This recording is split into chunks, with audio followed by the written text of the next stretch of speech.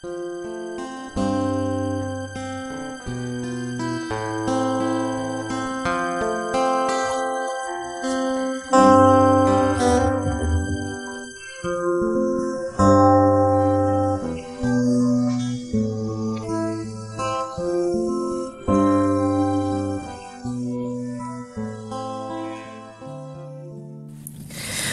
tagumpay sa buhay ay hindi matatagpuan sa dami ng kabiguan na ating nararanasan, kundi sa pananampalataya at ating katatagan.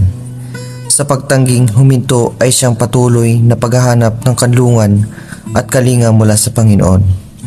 Mayroon tayong pananalig na ang anumang balakid ay tiyak na ating malalampasan. Ang kabiguan ay isa lamang tuntong bato sa landas patungo sa iyong katagumpayan. Sa makatuwid, huwag mong hayaan na lugmukin ka ng bawat pagdapa at talunin ng sugat. Sa bawat titik na aking nailimbag sa iyong buhay, na naglalarawan ng bawat laban mo't lumpay, mga pawis at luhay umaapaw ang pag-ibig mong dalisay, na kung iisipin nga'y sa lahat ng ito, ako'y walang ibinigay.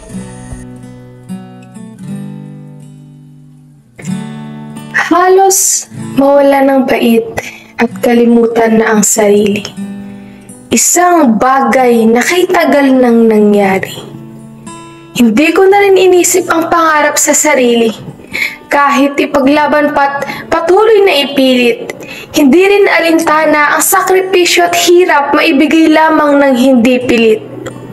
Asahan mo, pangarap na yung inaasam-asam ay makakamit.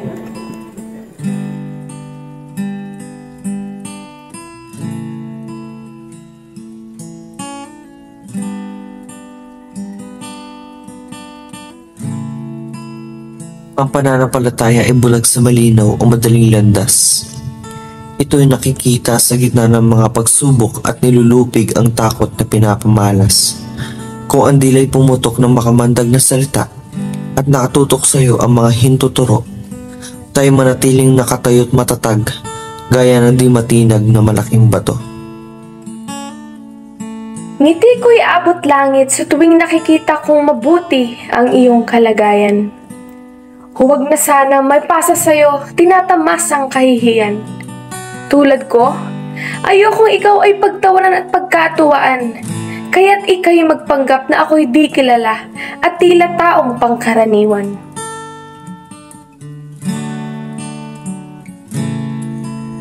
Hindi ko ikinakahiya ang sakripisyong iyong ginawa. Ang pag-ibig mo nag-uumapaw, di kayang tumbasan sino man na mababaw ang pananaw.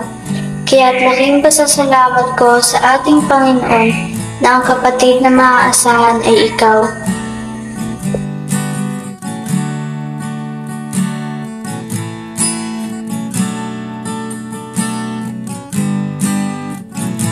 Tulad ni Job sa kanyang kalagayan, kung saan ang pagdurusa ay tila walang katapusan. Kumapit siya sa kanyang pananampalataya ng walang humpay at di mapipigilan. Kailanman ang pananalig niya ay di natitinag. Sakit ay tiniis maging ang matinding kawalan. Sapagkat ang pagtigil ay di isang opsyon. Walang pag-asa, dito'y matatagpuan. Ngayon, hayaang muling ipaalala sa iyo ang dahilan ng bawat tagumpay sa gitna ng kahirapang taglay, ang natatanging pag-asa sa mundong madilim at liwanag ay tila di sumisilay. Katulad mo ang Diyos ay di sumusuko at di tumatamlay. Higit sa aking mata ay nakikita niya ang luhang umagos sa iyong mata. Sa gitna ng maingay na mundo, dinig niya ang bawat hinaing mo. Kaya't nawa, siya ay huwag mong talikuran o di kaya'y sukuan. Hindi ko siya tinalikuran. Sadyang ako'y napagod lamang. Maraming tanong sa kanya'y patuloy na dinadaing. Kung maaari lang sana sa harap niya ay aking tatanungin. May pagkakamali ba ako? Upang kahirapan ay aking patuloy na danasin? Pantay ba ang pagpapala sa isang dukha at sa taong nabubuhay sa karangyaan? Bakit? bakit ako'y sadyang pinagkaitan ng magandang kinabukasan? At sila'y tinatamasa ang karangyaan at kaginhawahan. Bakit? Sa pamamagitan ng mga pagsubok, ang ating pananampalataya ay nakahahanap ng lakas ng loob. Natututo itong magtiis. Tulad ng apoy, ito ay nagliliyab ng mas maliwanag. Ang kanyang apoy ay laging dalisay. Tayo ay nakatayong matatag, hindi natitinag, matatag sa ating paniniwala, sapagkat ang pagtigil ay hindi isang opsyon. Hindi ito bahagi ng ating misyon. Kaya't hayaan ang mundo na magbintang, hayaan ang mga anino na magduda. Ang ating pananampalataya ay mananatili. Ang pagliyab nito ay di mawawala. Sa pamamagitan ng mga kapighati ay lumakad tayo. Lumakad tayo na nakataas sa mga ulo. Ang pagtigil ay hindi isang opsyon. Ang katotohanan ay laging sumasalungat sa opinyon. Sa pinakamadilim na oras, lalo na't laging nakikita ay tila ang kawalan. Naninindigan ang pananampalataya sa anuman ang ating kinalalagyan. Aking Diyos, ang dalisay mong puso, ang siyang aking nasisilayan. At ang di matatawarang iyong pagmamahal ay yumakap sa akin ng tuluyan. Sa tulang ito, ang bukas na pananampalataya at pag-asa ay makakaugnay, na lumilika ng isang tapiserya ng katatagan at optimismong tunay, na humahantong sa atin patungo sa isang mas maliwanag na hinaharap ng buhay. Ito ay isang testamento ng nasa loob natin na may kapangyarihan taglay, naghihintay ng pag-aalab ng ating hindi natitinag na paniniwala.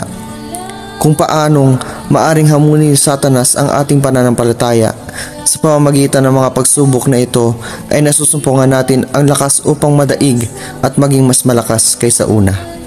Ang bukas na pag-asa at pananampalataya ay nagbibigay sa atin ng katahimikan upang harapin ang kawalan ng kaalaman, ang katapangan sa panaginip, at ang lakas ng loob na yakapin ang landas na naghihintay sa atin.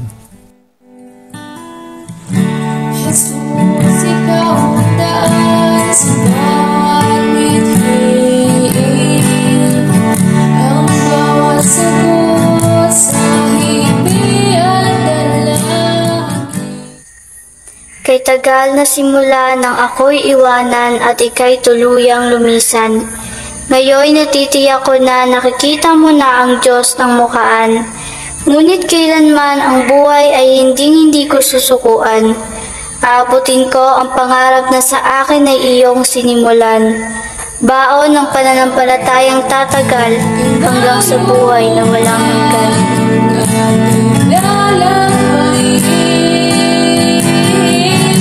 Tulungan lang sa pagbabago patungo sa buhay.